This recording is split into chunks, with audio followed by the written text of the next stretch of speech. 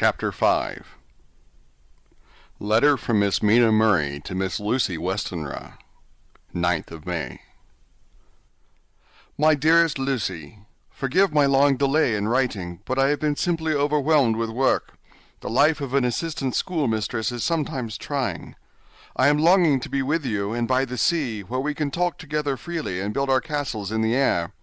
I have been working very hard lately, because I want to keep up with Jonathan's studies, and I have been practicing shorthand very assiduously. When we are married, I shall be able to be useful to Jonathan, and if I can stenograph well enough, I can take down what he wants to say in this way, and write it out for him on the typewriter, at which also I am practicing very hard. He and I sometimes write letters in shorthand, and he is keeping a stenographic journal of his travels abroad. When I am with you, I shall keep a diary in the same way. I don't mean one of those 2 pages to the week with Sundays squeezed in a corner diaries, but a sort of journal which I can write in whenever I feel inclined. I do not suppose there will be much of interest to other people, but it is not intended for them.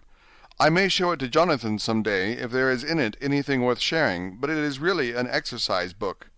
I shall try to do what I see lady journalists do, interviewing and writing descriptions and trying to remember conversations. I am told that, with a little practice, one can remember all that goes on or that one hears said during a day. However, we shall see. I will tell you of my little plans when we meet. I have just had a few hurried lines from Jonathan from Transylvania. He is well, and will be returning in about a week. I am longing to hear all his news. It must be nice to see strange countries. I wonder if Jonathan and I, shall ever see them together. There is the 10 o'clock bell ringing. Good-bye. Your loving Mina. Tell me all the news when you write. You have not told me anything for a long time. I hear rumors, and especially of a tall, handsome, curly-haired man. Letter, Lucy Westenra to Mina Murray. 17 Chatham Street, Wednesday. My dearest Mina, I must say you tax me very unfairly with being a bad correspondent. I wrote you twice since we parted, and your last letter was only your second. Besides, I have nothing to tell you. There is really nothing to interest you. Town is very pleasant just now, and we go a great deal to picture galleries, and for walks and rides in the park. As to the tall, curly-haired man, I suppose it was the one who was with me at the last pop. Someone has evidently been telling tales. That was Mr. Homewood. He often comes to see us, and he and Mamma get on very well together. They have so many things to talk about in common. We met some time ago a man that would just do for you if you were not already engaged to Jonathan. He is an excellent party, being handsome, well off, and of good birth. He is a doctor, and really clever. Just fancy! He is only 29, and he has an immense lunatic asylum all under his own care. Mr. Homewood introduced him to me, and he called here to see us, and often comes now. I think he is one of the most resolute men I ever saw, and yet the most calm. He seems absolutely imperturbable. I can fancy what a wonderful power he must have over his patients. He has a curious habit of looking one straight in the face, as if trying to read one's thoughts. He tries this on very much with me, but I flatter myself he has got a tough nut to crack. I know that from my glass. Do you ever try to read your own face? I do, and I can tell you it is not a bad study, and it gives you more trouble than you can well fancy if you have never tried it. He says that I afford him a curious psychological study, and I humbly think I do. I do not, as you know, take sufficient interest in dress to be able to describe the new fashions. Dress is a bore. That is slang again, but never mind. Arthur says that every day. There, it is all out, Mina. We have told all our secrets to each other since we were children. We have slept together and eaten together, and laughed and cried together, and now, though I have spoken, I would like to speak more. Oh, Mina, couldn't you guess? I love him. I am blushing as I write, for although I think he loves me, he has not told me so in words. But oh, Mina, I love him. I love him. There, that does me good. I wish I were with you, dear, sitting by the fire undressing, as we used to sit, and I would try to tell you what I feel. I do not know how I am writing this even to you. I am afraid to stop, or I should tear up the letter, and I don't want to stop, for I do so want to tell you all. Let me hear from you at once, and tell me all that you think about it. Mina, pray for my happiness. Lucy. P.S.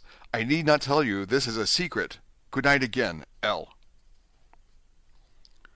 Letter, Lucy Westenra to Mina Murray, 24th of May. My dearest Mina, thanks and thanks and thanks again for your sweet letter. It was so nice to be able to tell you and to have your sympathy. My dear, it never rains but it pours. How true the old proverbs are. Here am I, who shall be 20 in September, and yet I never had a proposal till today, not a real proposal, and today I had 3. Just fancy, 3 proposals in one day. Isn't it awful? I feel sorry, really and truly sorry, for 2 of the poor fellows. Oh, Mina, I am so happy that I don't know what to do with myself, and 3 proposals. But for goodness sake, don't tell any of the girls, or they would be getting all sorts of extravagant ideas, and imagining themselves injured and slighted if in their very first day at home they did not get 6 at least. Some girls are so vain. You and I, Mina dear, who are engaged and are going to settle down soon soberly into old married women, can despise vanity.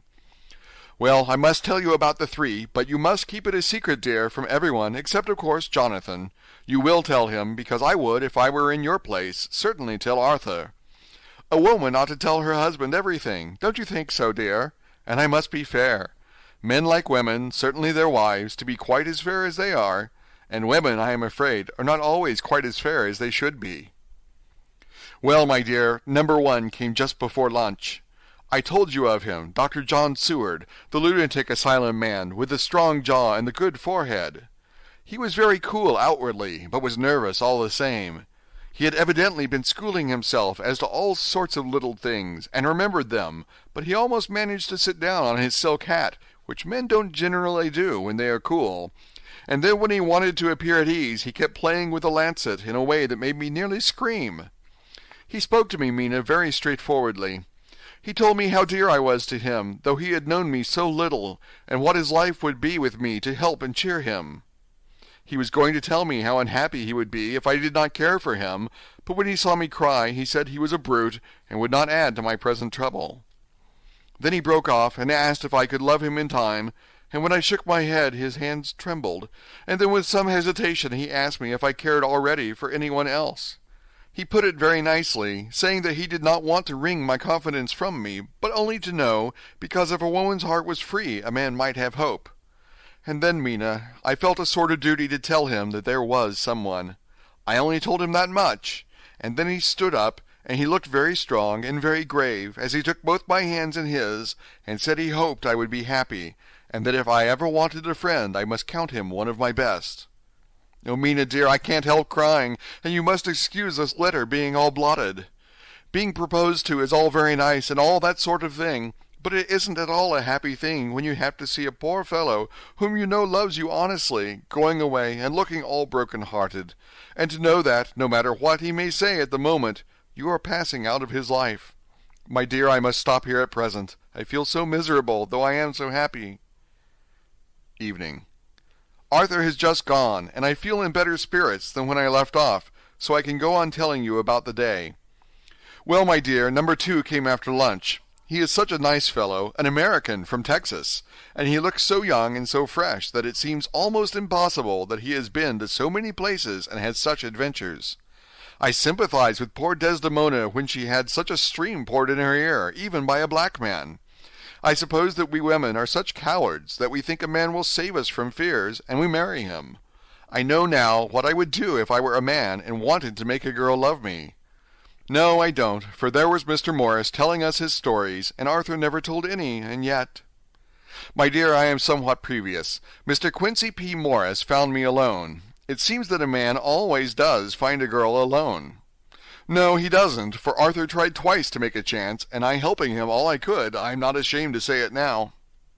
I must tell you beforehand that Mr. Morris doesn't always speak slang, that is to say, he never does so to strangers or before them, for he is really